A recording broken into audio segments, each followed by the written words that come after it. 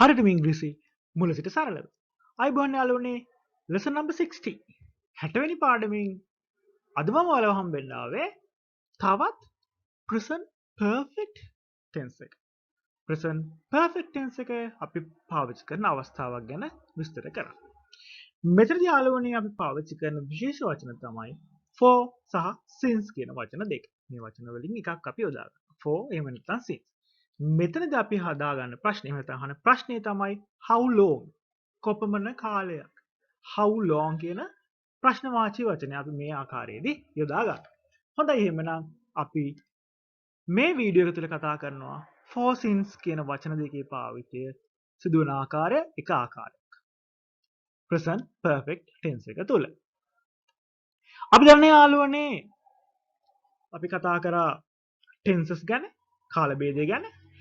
මෙන්න මේ tenses ගැන කතා කරද්දී අපි කතා කරා present perfect tense එක.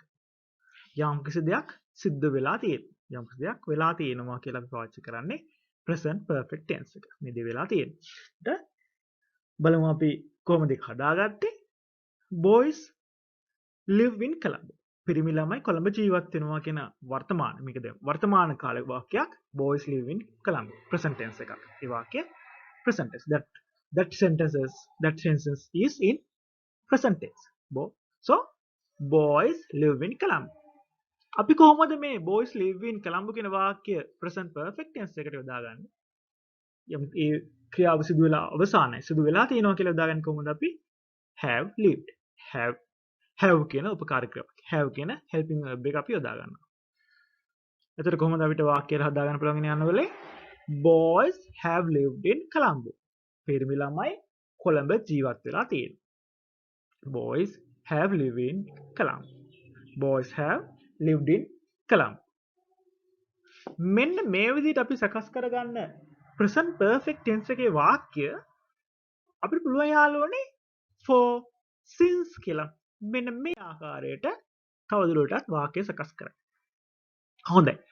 අද අපි බලමු කොහොමද මේ present perfect tense එක තුල for since යොදාගන්නේ කියලා.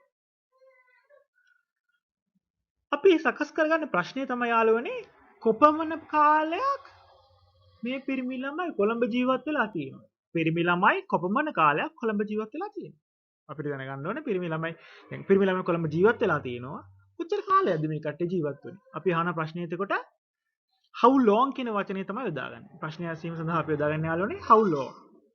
අපි දන්නවා වාක්‍ය වෙන්නේ boys have lived.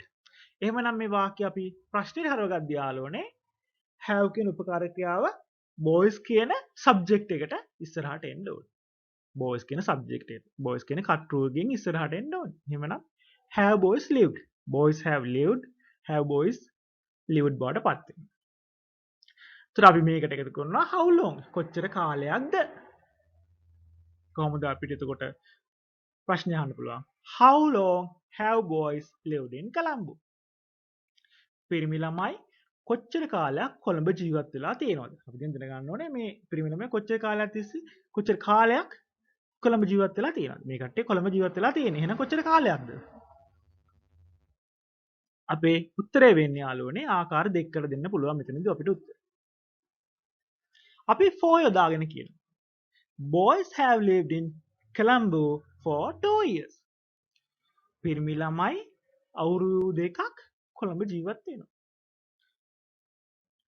මේ කට්ටිය අවුරුදු දෙකක් කොළඹ ජීවත් වෙලා තියෙනවා. කොහොමද අපි මේක කියන්නේ? Boys have lived in Colombo for 2 years. පිරිමි ළමයි වසර දෙකක් කොළඹ ජීවත් වෙලා තියෙනවා. හොඳයි. එතකොට ඒ කියන පිරිමි ළමයි අවුරුදු දෙකක් කොළඹ ජීවත් වෙලා තියෙනවා. ඊළඟට අපිට මේකම කියන්න පුළුවන් යාළුවනේ since කියන වචනේ පාවිච්චි කරලා. මෙතනදී හොඳට මතක තියාගන්න since කියන වචන අපි පාවිච්චි කරොත් අපි ප්‍රධාන අවස්ථා දෙකක් සහිතයි මේ since කියන එක යොදාගත්තොත්. since කියන වචනේ යොදාගත්තොත් යාළුවනේ අපි දෙන්න ඕනේ ඒ ක්‍රියාව පටන් ගත්ත කාලය, පටන් ගත්ත අවස්ථාව මොකක්ද කියලා දෙන්න ඕනේ. අපි හිතමු දැන් මෙතනදී අපිට තේරෙනවා දැන් 2021 නිසා මේ පිරිමි ළමයි කොළඹ ජීවත් වෙන්න පටන් ගෙන තියෙන 2019. ඉතින් අපිට කියන්න පුළුවන් පිරිමි ළමයි 2019 ඉඳලා කොළඹ ජීවත් වෙලා තියෙනවා. 2019 ඉඳලා 2019 සිට ඔන්න ඔය තේරුම තමයි අපිට සිංහලෙන් එන්නේ. පිරිමි ළමයි 2019 සිට කොළඹ ජීවත් වෙලා තියෙනවා. අදට අපිට යොදා ගන්න පුළුවන් since. ඒ වගේම යාළුවනේ හොඳට මතක තියාගන්න මෙන්න මේ since කියන එක යෙදුනොත් since කියන එක යොදා ගන්න පුළුවන් වෙන්නේ අපිට මේ වෙනකොටත් ඒ පිරිමි ළමයි කොළඹ ජීවත් වෙන්න ඕනේ. කලින් ජීවත් දැන් අපිට for යොදා ගත්තොත් කලින් කොළඹ අවුරුදු දෙකක් ජීවත් වෙලා පස්සේ වෙන කොහේ හරි ඉන්න පුළුවන්.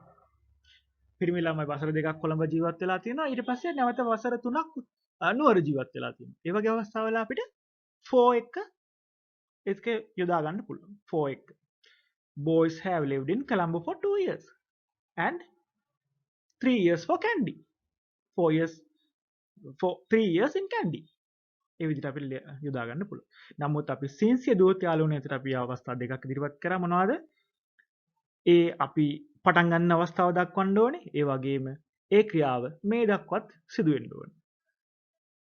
හොඳයි. එහෙමනම් දැන් මෙන්න මේ කියන පිරිමි ළමයි තාමත් කොළඹ ජීවත් වෙනවා. 2019 සිට මේ දක්වා කොළඹ ජීවත් වෙනවා නම් අපිට කියන්න පුළුවන් boys have lived in Colombo since 2019. 2019. හොඳයි. කොහොමද ඒක තේරුම වෙන්නේ එතකොට? පිරිමි ළමයි 2019 සිට කොළඹ ජීවත් වෙලා තියෙනවා. අපි සාමාන්‍ය විභාගයේදී යාළුවනේ මේක ප්‍රකාශ කරන්නේ කොහොමද? පිරිමි ළමයි අවුරුදු දෙකක් තිස්සේ කොළඹ ජීවත් වෙලා තියෙනවා. පිරිමි ළමයි 2019 ඉඳලා කොළඹ ජීවත් වෙලා තියෙනවා. ඔන්න ඔය ආකාරයට තමයි අපි සාමාන්‍යයෙන් ওই වාක්‍ය අපේ එදිනදා භාවිතයේදී අපි සිංහලෙන් ප්‍රකාශ කරන්නේ. හොඳයි. අපි උදාහරණයක් ගමු මෙන්න මෙහෙම.